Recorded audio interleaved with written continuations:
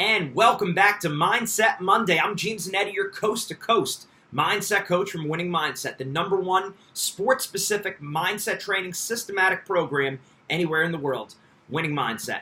Today we're going to talk about building a culture. So let's say you have a young team, an inexperienced team, or even a very good experienced team that's maybe lost their way. They don't know why they're doing it anymore.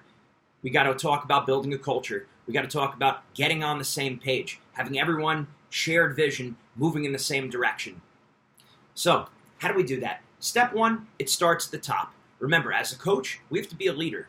Okay, titles come from above. The athletic director can make you the coach, but only your team can make you the leader. Okay? So that means we have to live the code.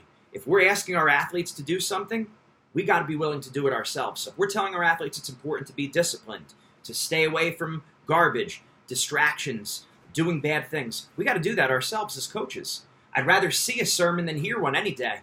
You've heard that before probably.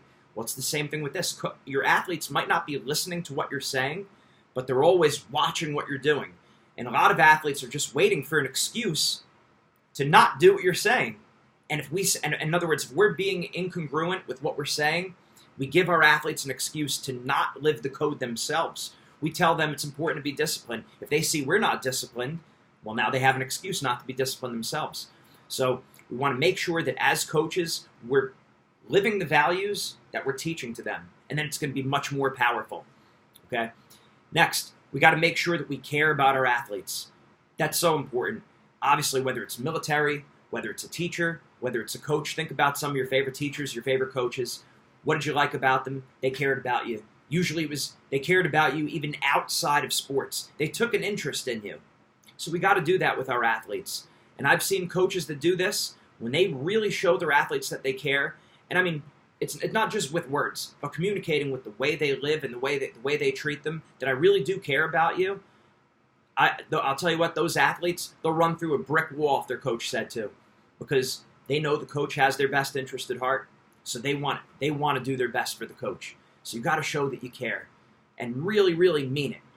And I know you do because that's why you got into coaching, just like me, right? So make sure you're doing that. You're showing that you care, and we're living the code ourselves, right? As coaches, we don't want to get caught up in a lot of the garbage, eating junk food, staying up late. I'm not saying anyone's perfect, but as best as you can, live the code. Staying away from substances, bad language. I get it. We all have vices, things that we struggle with. Doing the best we can to live the code ourselves. If your athletes see that you're really trying to live the code, they'll have a lot more respect for you, and they're much more likely to do it themselves.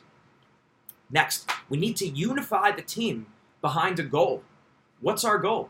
So with Winning Mindset, when we work with our teams, we go through short-term and long-term goals. Now we break this down even further into sports, school, and life.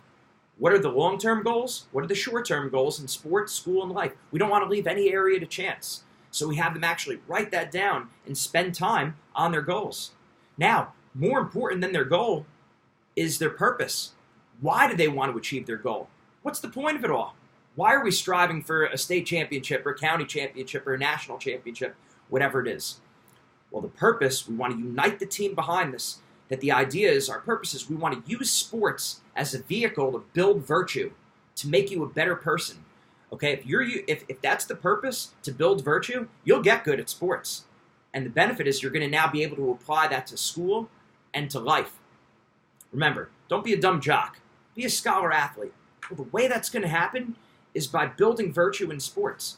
Okay, so many athletes, I hate to see this, but you see so many athletes, they do really well when they compete, or they're really good out there in the field of competition, but they don't apply those lessons to life. And then they're not successful in their career. Then they have bad personal relationships with family, with friends. They just don't translate those lessons to life. After sports are done, they're out of shape, they're not exercising anymore. And it's because when they're competing, they don't have the purpose. They have the goal, they know they want to be a champion, but they don't have the purpose of building virtue, using sports as a vehicle to build virtue in your entire life. Because remember, confidence is confidence. Mental toughness is mental toughness. Discipline is discipline, whether in sports, school, or life. Doesn't make a difference if you're in a championship competition. Doesn't matter if you're taking a big test in school, the SATs, the ACTs, the GREs, the MCATs, an entry exam for a certain job. It's a pressure situation. whether we're saying no to drugs or peer pressure, whether we're in a job interview, whether you're asking someone you're attracted to out on a date. It doesn't make a difference. In these pressure situations, did we develop the virtue? Did we learn how to relax under pressure? Did we build confidence or not?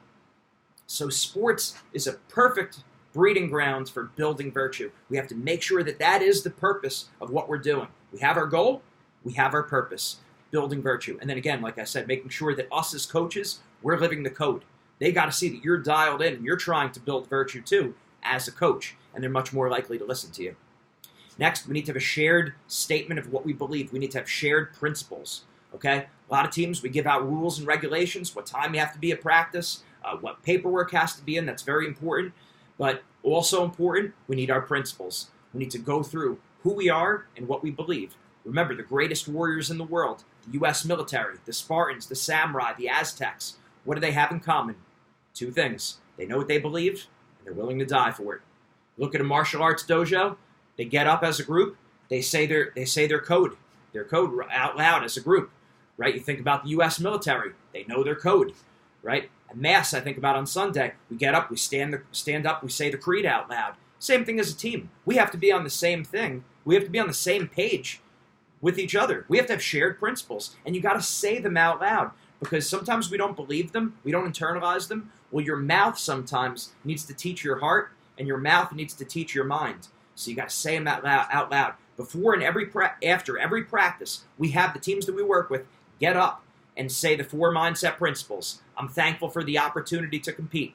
I'm aggressive and relentless. I have no fear of losing or making mistakes, and I never ever give up. They say this every day, twice a day. And if they're doing a team lift, they're doing it before and after the lift too. So anytime the team has a mindset workshop with us, we tell them anytime they have a practice, anytime they have a lift, anytime they have a conditioning session, they get up as a group, they go through those 4 mindset principles. And when you say them out, you stand up and you say them out loud. It builds culture. It builds unity. That's why the military does it. That's why martial arts dojo does it. They do it also. So we got to make sure that we're doing it, right? Don't reinvent the wheel. Just see what the most successful people are doing, and you copy that. So we got to have our principles down cold so we know who we are. And then those principles and our purpose become a measuring stick for every action we take on the team. They become a measuring stick for every decision that we make. Every action we take, every decision we make, we go back to those principles. We go back to our purpose, building virtue, and we go back and going back to the principles. So we're trying to create a family here. That's another thing we want to remember. We're building a culture. We want to build a family. My coach back in college, Zeke Jones, world champion, Olympic silver medalist. He also coached the Olympic team. He always said, this is the Penn Wrestling family, which included the athletes, the parents, the coaches, the donors, the school administration. He made everyone feel like we're part of a family. And that's the language you want to start using with your athletes, with your assistant coaches, with your parents, with your booster club, with your athletic director, with the administrators, with the fans. We're all part of the same family. Doesn't mean you have the same last name, doesn't mean you have the same address, but it means we're all together on the shared vision. That's why with Winning Mindset, when we work with teams, we always invite you to bring your parents, coaches, your athletes, and if you have a recreation team or feeder program that's coming up into your high school, bring them too. If you're a college, we're constantly inviting you. Bring your administrators, bring any of your donors. Let them come in also, because a lot of the things we talk about, it's going to apply to everyone, and we're going to all feel like we're part of the process. That's what we want to do. We want everyone to feel part of the process. And there's big ways we could do that. Like we said, we don't charge anything extra for you bringing in any of these other people. We want your entire sports family there when we're going through the mindset sessions. We want everyone to feel part of it. And think about it. If you have a recreation team, you want them, they're going to be real excited to be with the older group, right? Because now once they get to you in high school, if you're, let's say you're a high school coach, once they get up to you, they're going to be using the same words. They're going to have the same philosophies. It's going to be less work for you as a coach, but we got to be willing to put in the elbow grease now and bring them in. Bring the parents, bring the athletes. One of the things I just hit on there is using the same words. We need the same word choice. So we're telling our athletes, first think about a family. Families, we use the same words. We have the same inside jokes. We could kind of read each other's minds because we've communicated so much. So we want our teams using a similar language when they talk. We want them saying, in other words, changing. We don't use the word problem. We use the word challenge. Right? There's no problems. There's only challenges. It feels different, right? It gets the team on the same page there. We don't say, I'll try anymore. We say, I will. Because we know that once we say we will, we don't let ourselves off the hook. Now we make sure that we're holding ourselves accountable. So we're not going to try. We're going to do it. Another thing we might say is, instead of using the words should, must, have to, or need to, I should do this, I have to do this. No, I want to do this. I choose to do this. It makes it much more empowering, much more positive. Not using the word worry. We don't use the word worry. We use the word focus. We're not worried about anything. So as a team, what happens? We start viewing things totally different because we have a shared mindset. So families use the same words. So we want to make sure everyone's using similar words as a team. Next, we want to make sure that athletes, the team, you guys have functions and meetings outside of the sport. Families don't just get together for goal-related activities, but also for other things, right? So you might have a team car wash fundraiser. You might have it, having the athletes do a pasta party if that's for your sport. Bringing people together, encouraging the athletes to hang out with each other outside of sports. That's important. Now, of course, it's also important to get a break from one another, but it is important to spend some time together. It's great when you see your athletes going to church together, when you see them at the mall together, because now what happens is throughout their life, they're still remembering to stay on track, to live the code. So you want them together. You want them to like one another. That's how a unit operates. That's how you make it really serious about your brothers and your sisters on the team.